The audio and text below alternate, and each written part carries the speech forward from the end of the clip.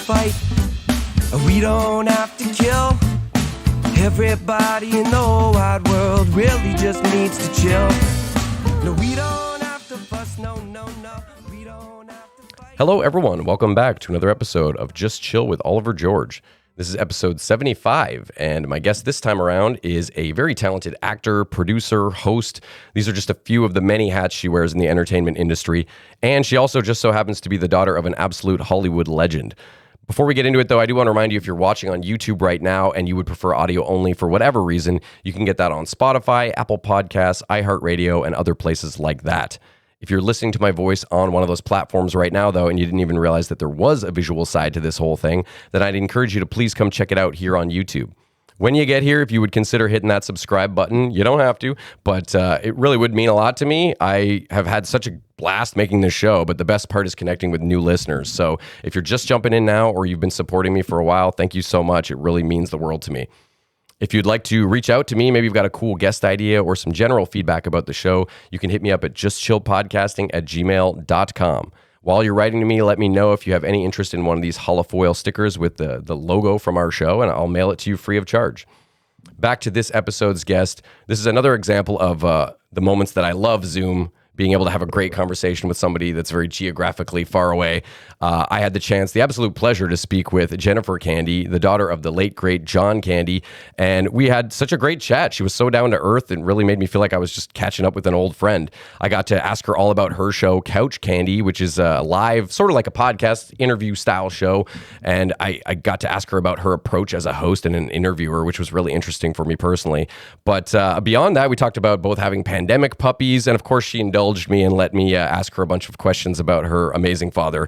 So I can't wait for you to hear this, and thank you so much for checking it out. Enjoy. Hello. Hello. Well, let me make sure I've got, hold on. Yeah, no sweat. I can now hear you. Okay, perfect. There was a delay for a second. Hi. Thank you so much for doing this. Of course. Thanks for having me. Oh my God. I can't wait. I've been looking forward to this all week. This is great. I was just going to say, I mean, obviously I've been following you on social media for a while. You seem like a wonderful person, but now I've been digging into Couch Candy and really enjoying that. Oh, good. I'm glad. So honestly, if it's okay with you, that's where I wanted to start off, just because go for as a fellow host interviewer, it's an interesting angle to me. And you're a natural. You seem like you're always having a blast up there and super empathetic with the guests and all that. So I wanted to know, though, with that in mind, what you have found the most challenging from an interviewing standpoint in the past. Oh, man. The most challenging, sometimes getting guests has been challenging because their schedule, and scheduling is hard. So that's like the people that I really want to get, are like, these are busy people. Yeah. The people you've had on are quite huge names. I know, like I've been trying to get Catherine O'Hara on for the longest time, and she's just super busy because it was right when Schitt's Creek was like hitting its peak. And I was like, oh man. So scheduling. And then I think it's also, I be honest, I still get nervous. I get nervous during the interviews because I'm afraid I'm going to forget stuff. Like all the information I've prepped, like my Same here. Same here. I have notes. I forget to look at my notes. I'm afraid I'm going to mispronounce people's names or just like things like that. I just am like, am I going to retain everything? And after a show, like my co-producer, Holly Wartell, she'd always like, oh, that was great. And I was like, I don't literally remember anything that has come out of my mouth. Like, I just know I did it. It's like a fugue state, sort of. Yeah, it really is. And I've had that with stand-up as well. Oh yeah, I've done stand-up briefly first, and that terrifies me as well. But that's why I like doing stories via stand-up, not so much like your traditional stand-up, because I can tell a story, but then anything else, I'll put the punchline first and back, vice versa and all that. But I think it's also making sure someone's comfortable. Like that's for me is key. If I can sense that they're uncomfortable, I'm like, okay, how do I switch this around? How do I make them feel comfortable? Because a lot of people will talk to you in a more relaxed setting. That's why I do the, like, what's your favorite candy at the beginning? It's like a traditional like icebreaker.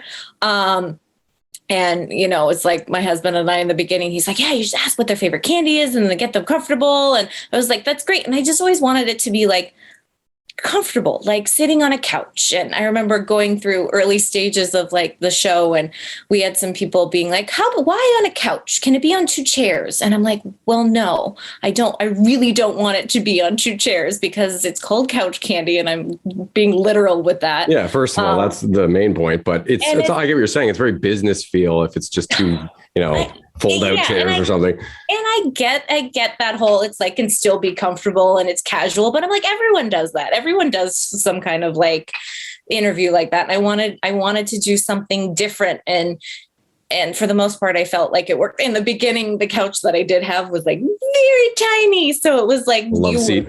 Really nice to next to your guest. And then we expanded and, for people with personal space issues. Well, and COVID and all that. Now COVID. I did the COVID interview that I did do with my brother-in-law, Chris Sullivan.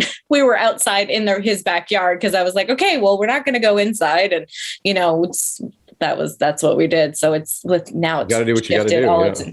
I know, right? Well, I wanted to ask the status of the show because I know the more recent ones are about a year ago. So is it just on like hiatus now? It's on hiatus right now. Because of COVID, it's on hiatus. And also because we had a son, so he's 3.5 now. So it was just my priorities shifted just a little bit. I saw a pandemic puppy as well, which we're guilty of in this house too.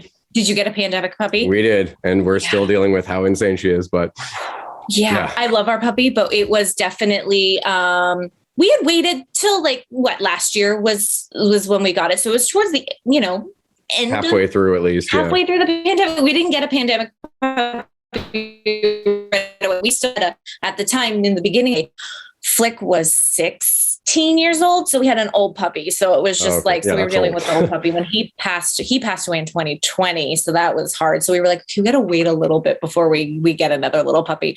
So we had a lot on our hands and then we couldn't go anywhere. So I was just like, so what I worked on was getting all of the Couch Candy episodes via podcast. And just, I had a friend of mine in Chicago and he was digitizing everything for me and uploading them for me. So I was kind of during the pandemic, I was like, okay, re-releasing the episodes again. So making an archive. Yeah, archival them. And I'm going to continue to do something with it. It's just, I got to figure out what per se and where and how. Well, I want to say from the standpoint of someone who also does something similar that I find it's really ballsy to do the live podcast too, because sort of anything can happen, I know those are also terrifying because there's live audience too is on a whole other level, I know, because you've got audience participation, whether you like it or not. Yeah, exactly. It's not really up to you. But for the most part, my shows have been, it's been fine, other than my mother in the background, answering questions for us, which has been great. If someone can't remember, my mom will pipe up and she was like, oh, it was this, and this. I was like, okay, thank you. That's convenient, yeah. It is. Do you have any, besides Catherine O'Hara, any other guests that are sort of on your short list of people you want to have on? Catherine O'Hara, Dan Aykroyd was another one with scheduling issues. That I want to get on there. And then I would love to kind of, expand and go outside of Second City, which I kind of started doing with Jerry O'Connell, who wasn't Second City, but it was someone that I loved, that I worked with in the past. And he's such a character. So honestly, anyone that would want to be on the show or talk, I'm like I would love to do it. I just kind of want to have a plethora of audience. Well, because you sort of, from what I gathered, the concept was like visiting people that spent a lot of time with your dad and learning stories about him and your comedy aunts and uncles, as you said. Right, exactly. And so I feel like I've got a lot of those now, but then there's so many stories of people who didn't directly know my dad, but knew my dad's work or knew someone that was worked with my, or were influenced by him. So it was like, Amy Madigan, who is another person I would love to, talked with, was because I love her. And, cause she was Shanice Kabalowski and Uncle Buck. Oh, okay. It's great. So there's people like that. She's married to Ed Harris. Oh, really? Yeah. I did not know that. Cool. Well, there you go. There's a little Hollywood insider information. Well, I guess it's public knowledge, but I didn't know it. Well, no, some people don't. And so it's like things like that I would love to. So it's still a work in the progress. I'm just kind of, baby steps trying to figure out how to get back into it right now. Well, I'm sure you found, I know I have, even with everyone and their grandma has a podcast now, but Totally. I don't care because I love doing it so much. I love having these conversations, even Zoom, talking to people across, continents. Yep. There's so many cool things to be learned and shared experiences that to me, it would not matter at all. It's, as long as I get to have the combos. Exactly. And I think it doesn't really matter.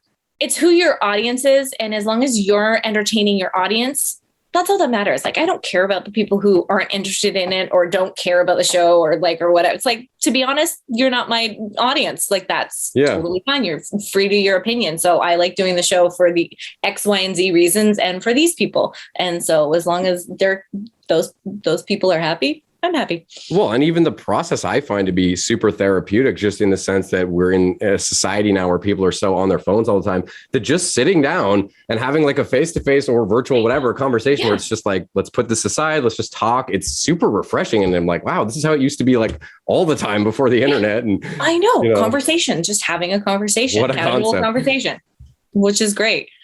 I want to ask you that. I'm going to flip your question that you asked the guests about a favorite candy, because I wanted to know what your favorite candy was. Okay.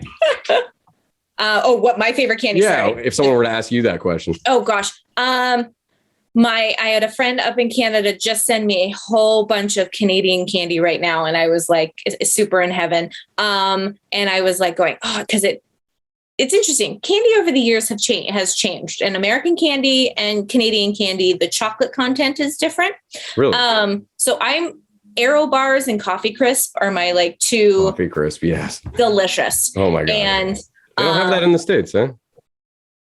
I thought Coffee Crisp was everywhere, but I guess I was wrong. So I'm here, but they're not. They're obviously, I think they're like imported, but it's not like something that you can get on a regular basis. Like the ketchup chips. I've heard as well. Ketchup chips and all dressed. I don't think are down there. Nope, they are not. You can get them via Amazon or your lovely friends. Oh, what fell? 2 seconds. My computer's doing. There we go. There you go. Had some pop up. I have to turn off my phone, my watch, so it stops dinging me right now because it was going, ding, technology. See, blast it. No, but there's ketchup chips and all dressed we can get down here. Ketchup we can't. And dill. We just got Miss Vicky's spicy ketchup, and it's next level. Next level. Okay, I love Miss Vicky's. I'll send you so some much. If you want. No, Miss Vicky's is so good. That I spicy dill now too. Oh, spicy dill. Yeah, I can send you some. You just give me an address and I'll hit you. I might have to do that. But Miss Vicky's, it was confiscated at customs. I bought the barbecue sauce to bring home, and I forgot I had it in my carry-on, and I didn't pack it, and it was so sad when I had to dump it in the trash right at the X-ray. No. Oh, you think at least the customs guys would eat it or something? Good Lord. I know. And it's like, also it's barbecue sauce. What are we putting in sealed barbecue sauce? But that's the times we live in right now. Oh man. I'm very curious learning about you, knowing that you're an actor and a producer and all these other things in the entertainment industry. I wanted to know when you sort of felt that passion to go down that avenue, because I later read that your dad was really not in favor of you and your brother going that route, and yet you both ended up in the entertainment industry. I know. But I also noticed that was a little bit conflicting with the fact that you did voices on Camp Candy and you would have been really young at that time. So there was some encouragement. But I think it was also just for him to humor us in a little bit, where he was like, this is hard work. See how much hard work this is. This is, you have to really focus. You have to know your lines. You have to do this. Cause I remember when I was doing, I did a couple episodes of Camp Candy towards the end of the season. And I remember sitting down with my dad in my room, and he was running over lines with me. And I was like, okay, this is how I'm doing the character. And he was like, no, I want you to do the character in your regular voice. Don't do a character. Don't do Valley Girl. Don't do anything.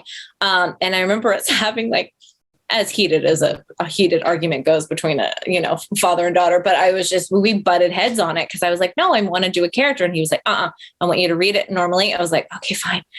And so then when I remember going into the office where he had his sound booth and we were doing it, and the director there for Camp Candy, she was there, and she's like, okay, great. And we did it the first time. She's like, that's great. Now, can you do it in a Valley Girl accent? And I remember looking at my dad going, So I technically was right.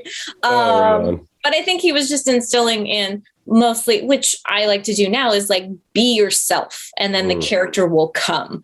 That's how I interpreted it. Good advice. Yeah. So I'll be honest, I think acting did terrify me. It was one of those things where like any other person, you get nervous. I was not that type of person. I had friends that were like, let's do Broadway musicals in 5th grade. And I was like, can we just play or go swimming or do something like that? And I was in plays, but I wasn't striving for the attention. I just kind of was like, oh, this is fun. Let's, do this kind of stuff. And I did it in high school. And then in high school, I was like, oh, I'm kind of liking this a little bit more. College, I think I avoided taking acting classes for the longest time because I was like, I want to do stage, combat. I want to do, lighting. I want to do directing. I want to do everything else. And then I'll do the acting because I wanted to learn everything. That's smart, though, really.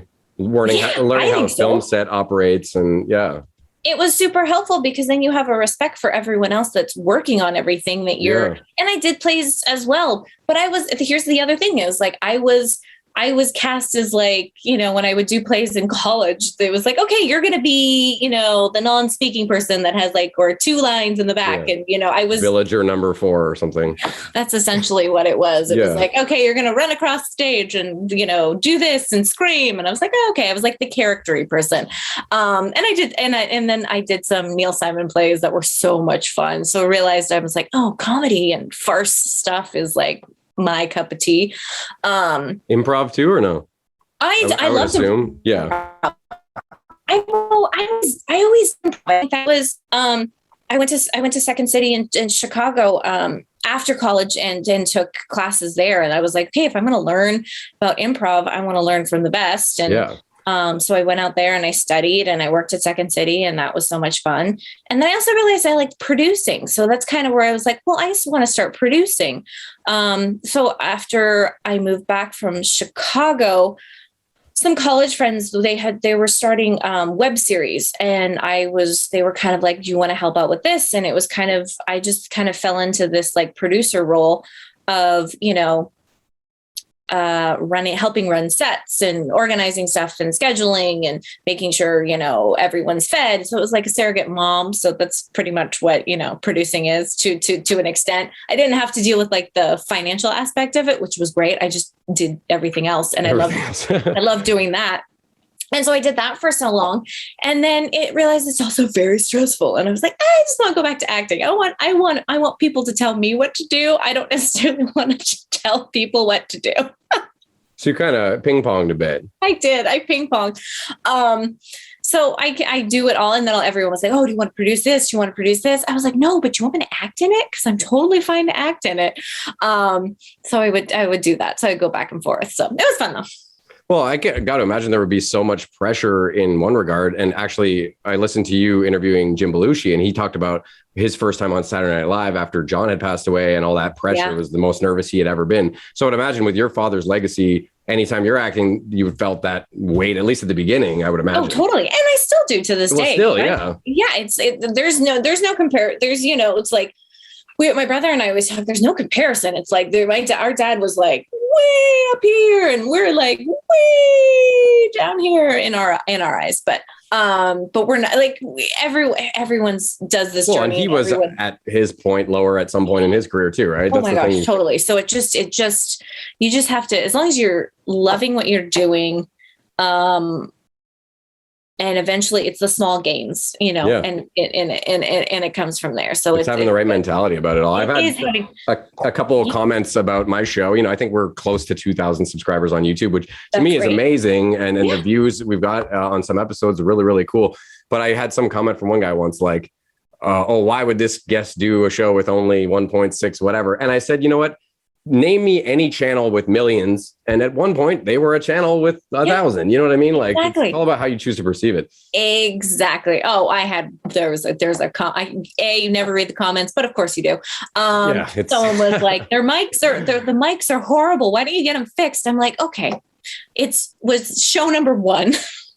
Well, and it's live. And it's live. Yeah. And you know what? Afterwards you realize oh, one of the lobs wasn't working. Oh, Yeah. well, you kind of got to go with it. You roll the punches. It's like, it's also like, duh, I'm fully aware that there's some issues, I know, right? technical People are such issues. dicks Like, thank you sometimes. for pointing it out. People just like to be dicks on the internet. That's just how it goes, you know? Unfortunately, yeah. That's I did hear you say, though, that whenever you decided to start going into acting and all that, you at one point as a child wanted to be a vet. mm-hmm. So I just did. had a fun question as to what's your favorite animal, and also and why, and also are there any animals that you like get the creeps from or scare you? Oh man, favorite animal. Or It one has to be a manatee. Oh, cool. I like Sea love cow. them. Sea cows.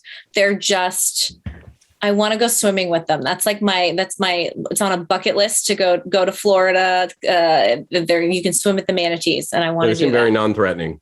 Right? They're just Big float. pouches And- almost. Exactly. So it's just the manatees. I love manatees.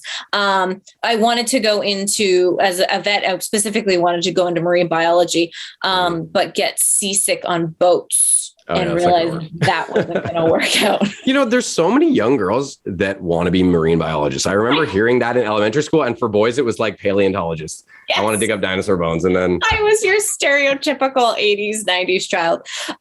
Free Willy. Everybody saw Free Willy, and then that was it. And that was it. And totally. So manatee, and that would be my favorite animal right now.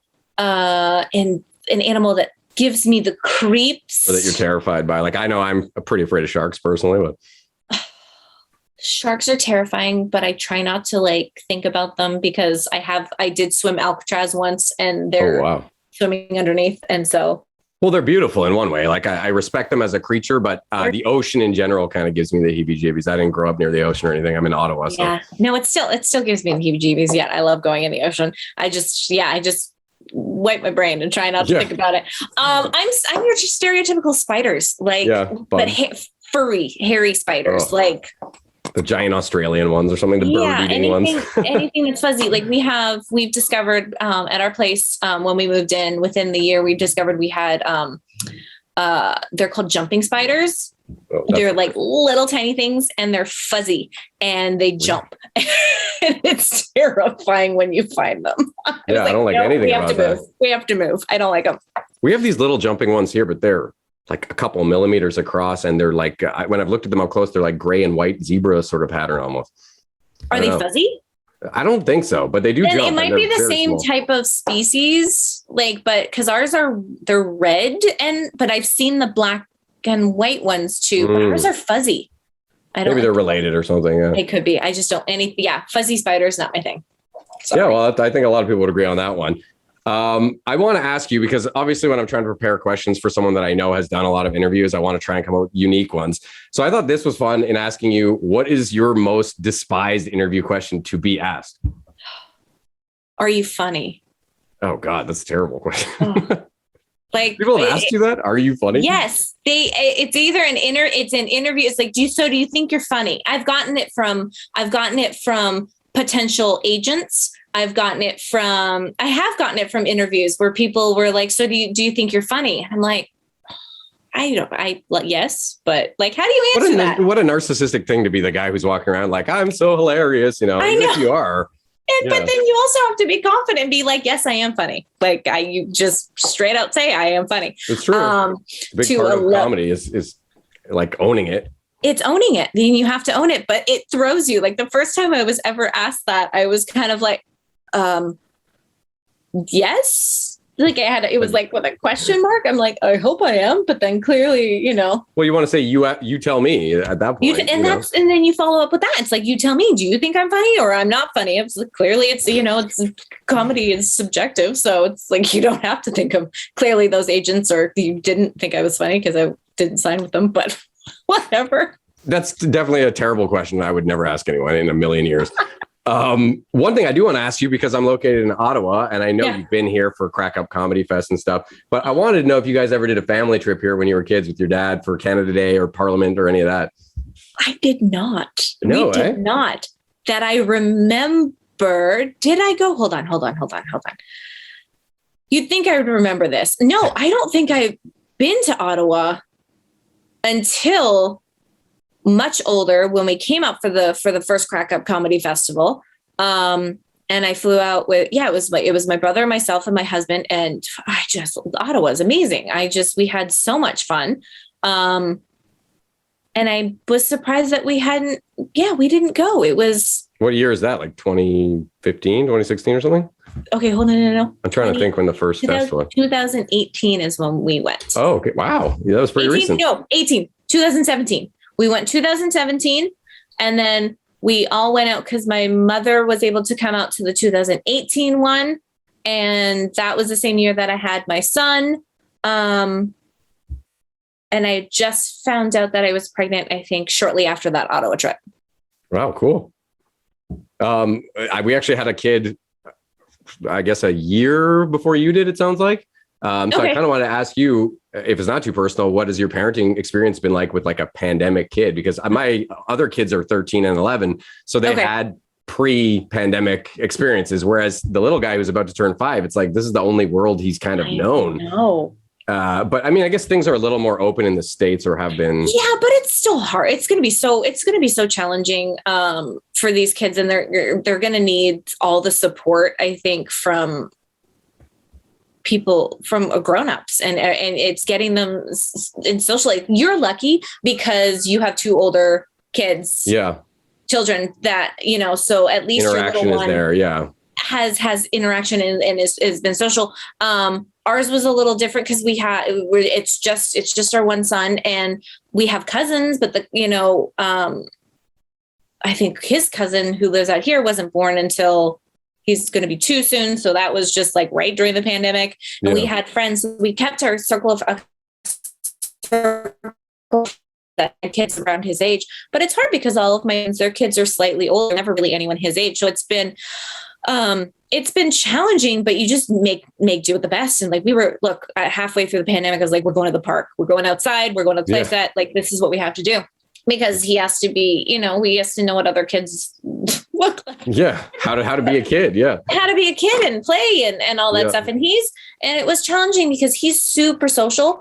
And he loves going up to other people and playing with, and it's just like wanting to interact with the older kids. And in the beginning, it was really hard because then you had some kids that were like, don't come near me, go away. And I was just like, it breaks your heart as a mom that you're just like, and I get it. And I totally understand. But he would try and get their like attention by looking at them. And it's like, hello. What did I do?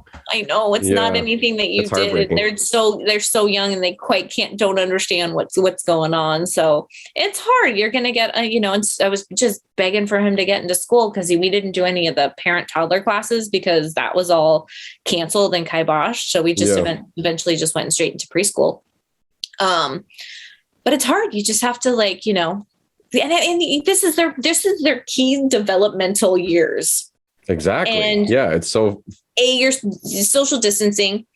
B, you're wearing masks. So for like speech development, it was like, you have to I'm like pulling down my mask going, this is what we say, it's and just smiling too. Like, see, we're still happy under I know we're still happy. It's like, look at the eyes, so and then I also, as a parent, I was like, oh, this is what the teachers look like without masks. I almost didn't recognize you, or these are what the kids look like without masks. And, getting kids to wear masks was challenging, but finally did it. It was just hard. Man. Well, hopefully we're almost at the tail end. I know. And you guys are a little bit.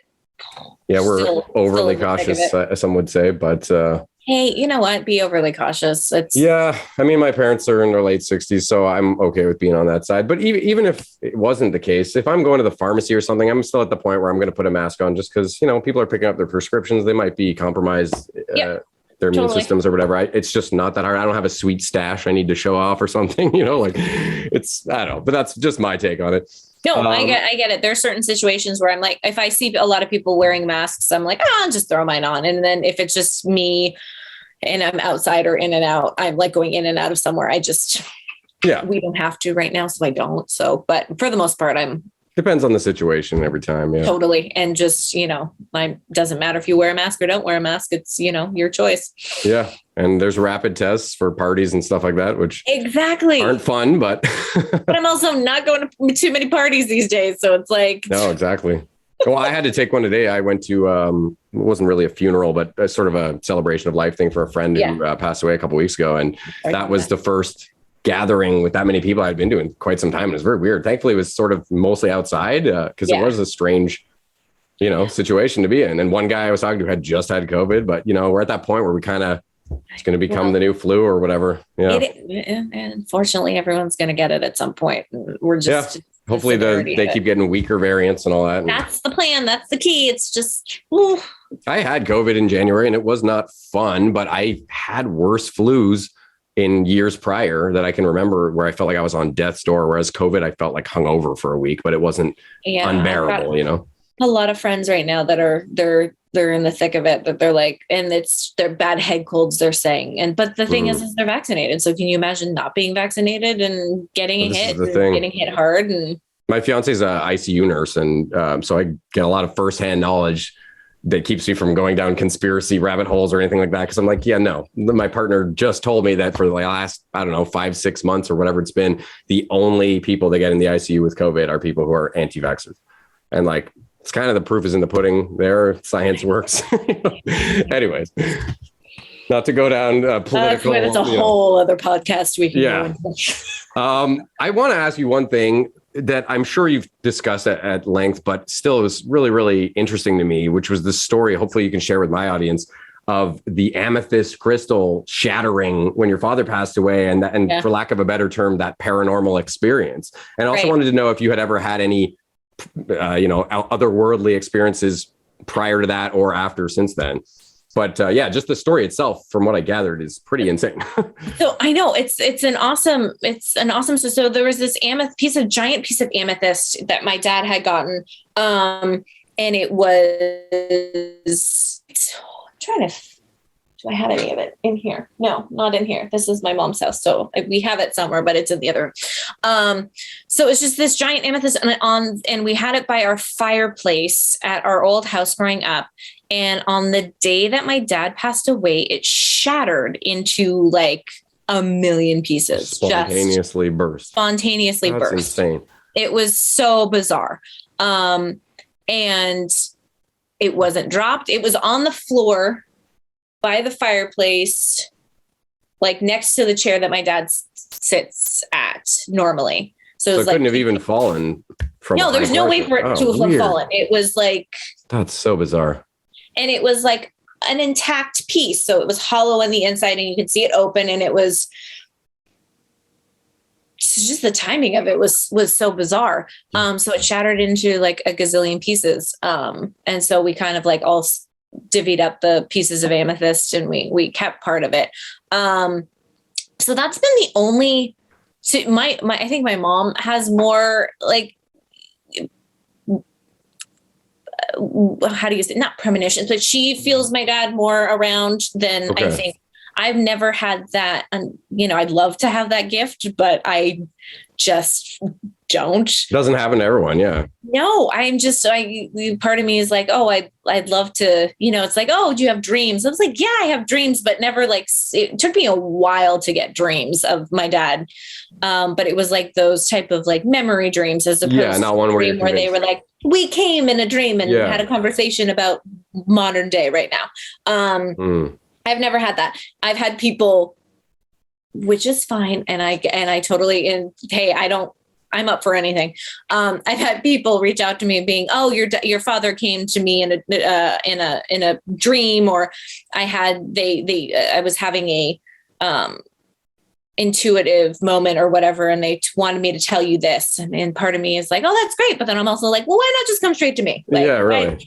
Are you talking about people that knew your father or just like fans?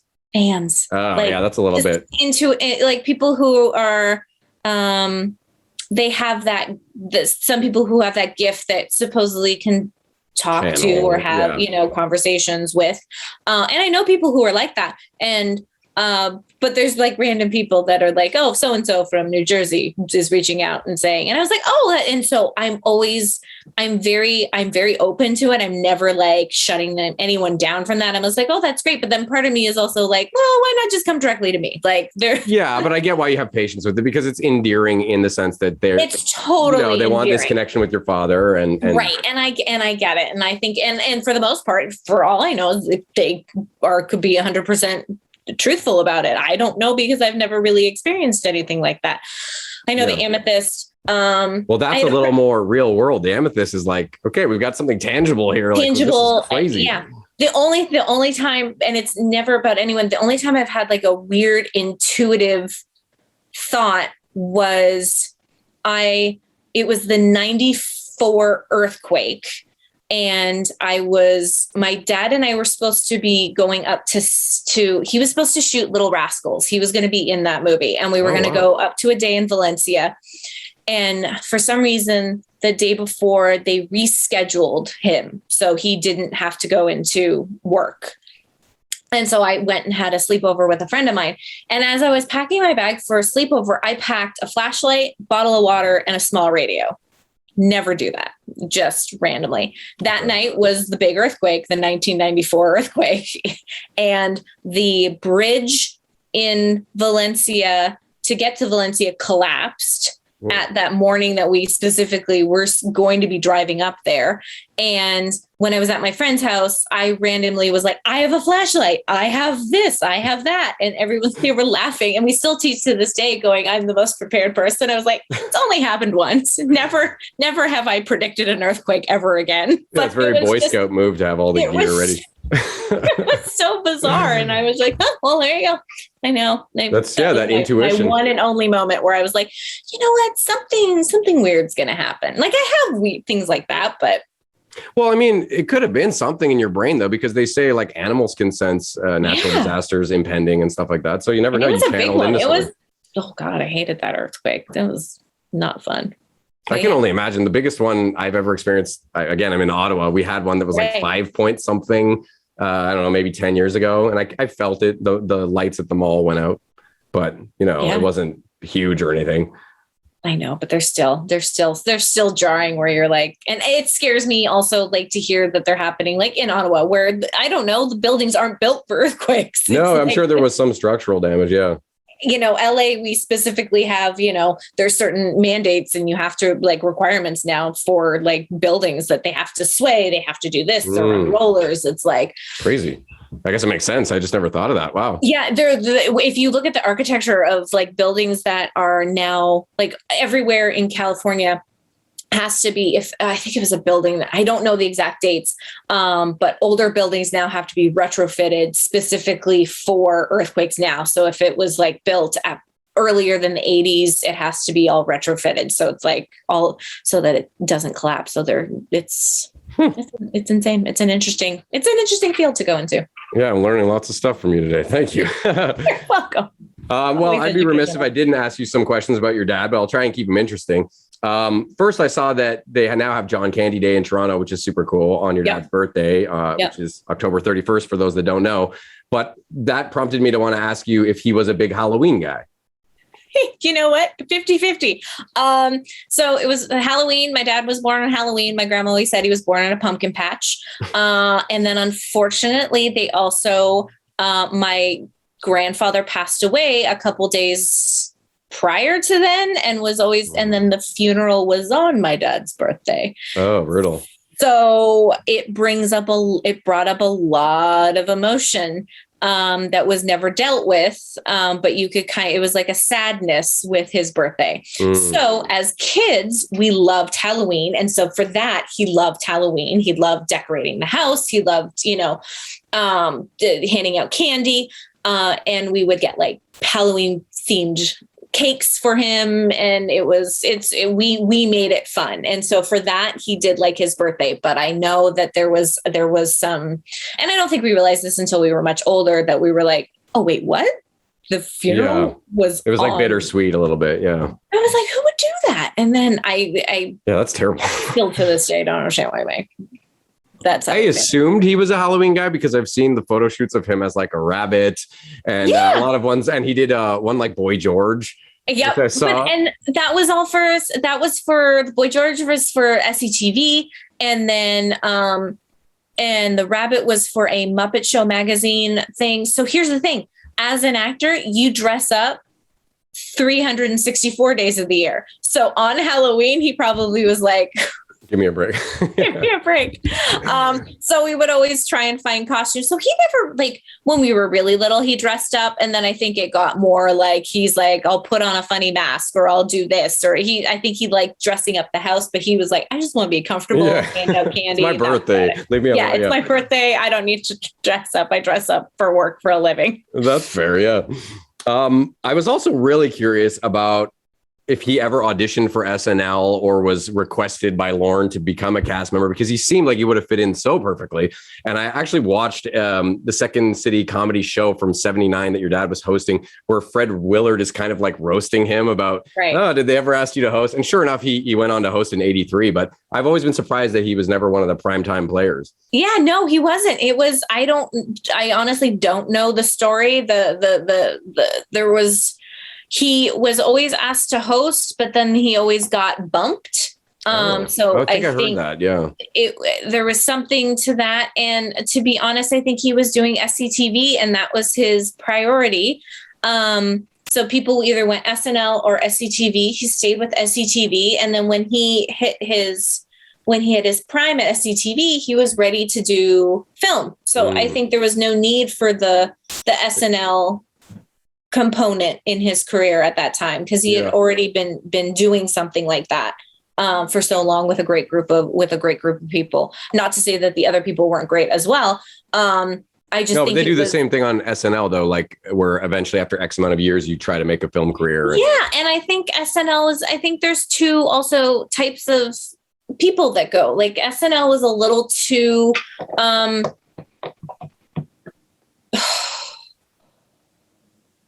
Too not family oriented. SCTV was very family oriented. All the people from SCTV had family, had kids.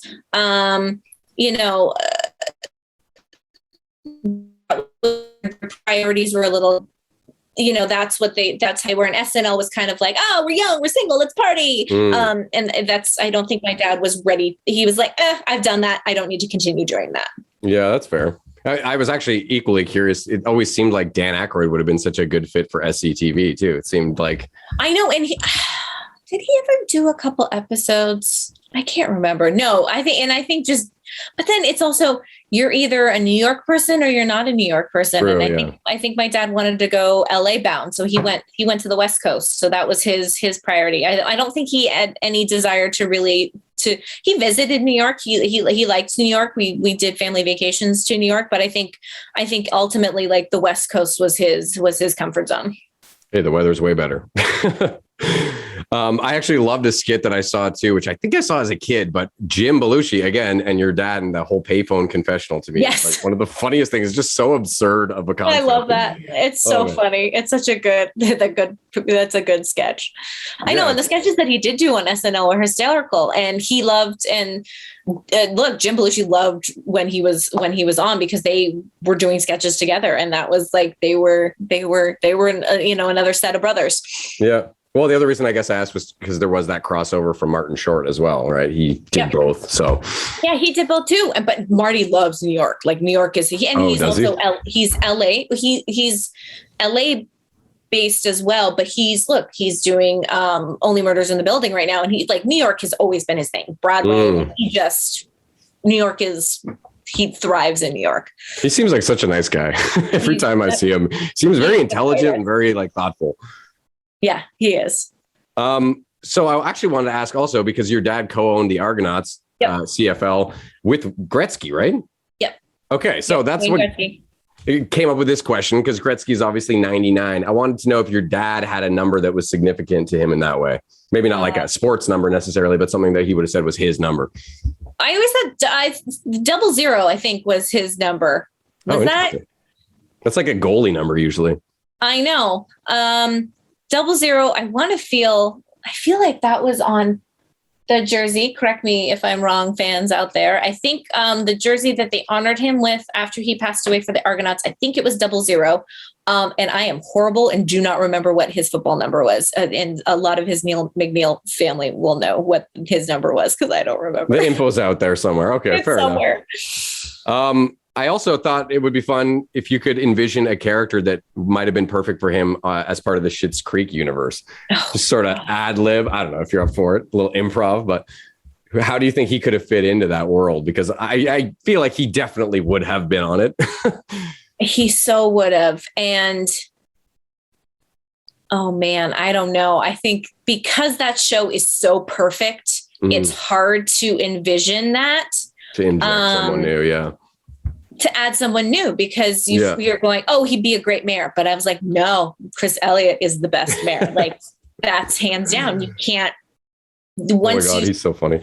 And I feel like you say like by saying, oh, he would have been part of it, but also he knows when something's so perfect that he will take himself out of it. It's like when he was asked to do Ghostbusters, he was going to play Rick Moranis' character. Oh, interesting. But he bowed out because he was like, no, this is not right. I'm not right for this character. But I think he recommended Rick. And then Rick went in and he would like, you can't envision anyone else other than Rick Moranis. So I feel like that's how our dad would be with Schitt's Creek.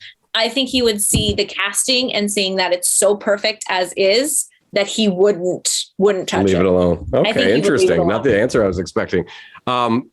I wanted to ask you because I'm sure you've been asked a million times, oh, what's your favorite film that your dad did or your favorite role of his? I wanted to ask you, what is your favorite interview that you've ever seen of your father?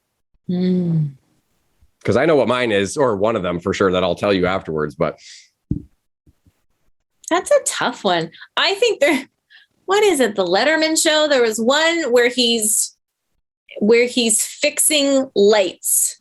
He's like he's on a ladder backstage fixing a light bulb. And then he was like, oh, and then it was time to do the interview. And so, but it was I haven't seen that one. I feel like that was Letterman, like in the 80s. Yeah, that seems like a Letterman bit. It seems like a Letterman bit. So I liked the ones like that one. Like breaking the fourth wall a bit. That was like, he's the ladder. And then it was just fixing a light bulb. It wasn't per se the interview, but it was part of the interview. No, I like that fourth wall break. I just saw an interview I really liked though, with one of my favorite hosts of all time, which is Dick Cavett. Oh, and yeah. At the end of it was just such a nice moment because they're both just gushing over how much they like each other. And your dad, of course, is like, come on, you've interviewed Hendrix and all these amazing people, but you could tell Dick Cavett was just as warm and happy to be in that room with your father. So I don't know. That to me is probably the favorite one I've seen. But the weirdest thing was that the interview I saw on YouTube, this one I'm talking about, was clearly recorded from someone's like VHS back when it originally aired in, I want to say the 90s. Mm-hmm. And right after it cut to a commercial for, I don't remember what, but it was Chris Elliott. And I was like, wow, weird sort of connection there. Wonder if it was from his TV show. Was it back then? I don't know. But yeah, oh God. I think it was a commercial for like a company or something. Yeah. That's awesome. Yeah. It was just weird. He's great. Yeah, he's so funny. Oh my God. On How I Met Your Mother, I really liked him too. Yeah. I did read a thing saying that your dad only made like less than $500 for Home Alone. That sounds about right. What? How does that happen? Like, that's one of the funniest characters in the whole movie. I know. He because it was for John Hughes, and John Hughes was like, hey, I want to have you in on this movie. And my dad was like, oh, I've only got a small window. And it was, I think there was like, there was a contract where he was able to get stuff on the back end, but like for the most part, like he didn't do it for the money. He did it for the experience and for people he liked. That's fair. Everyone's just doing a favor. Right on. Right. There's actually, I think that's the scene. I might get this wrong, but there's a part where he's up at the kiosk, the desk for the airport. Yeah. And there was like this theory, this legend that there's a guy in the background that was Elvis. I don't know if you've ever heard this. Wait, I think I did. Total bullshit. It's not real, but I always thought that was kind of hilarious that was like this urban legend or whatever. Yes, I know. I'm envisioning it right now.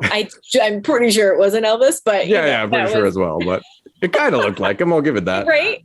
They probably dress someone up. They'll look like Elvis and put him back there, but Yeah. it wasn't really Elvis. Yeah, there was a resemblance, but yes. well, I don't want to take too much of your time, and I will ask you the question. I'm gonna have to pivot a bit here because the question this season I've been asking everyone is, what did you want to be growing up? And we kind of already touched on that, or sort of what would your dream job be if you weren't doing what you do for a living? So I'm going to preview to what I think I'm going to use next season, which is, what's the worst job you've ever had? Oh, we've all had some shit jobs. We did have shit jobs. I'm trying to think. I always loved the jobs that I did. I'm trying to think. I used to work at Disneyland. I loved working at Disneyland. Oh man, shit job. I don't.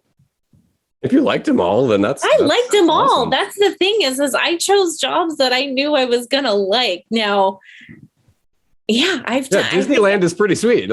I enjoyed working at Disneyland. Flipping burgers. I know, but even I think every job there are some jobs out there that are awful jobs.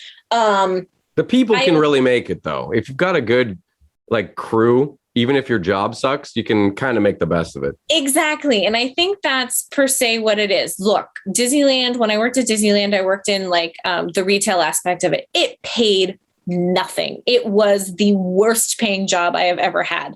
I was like, really? It was like, I don't know, $5. It was like, really? This is okay.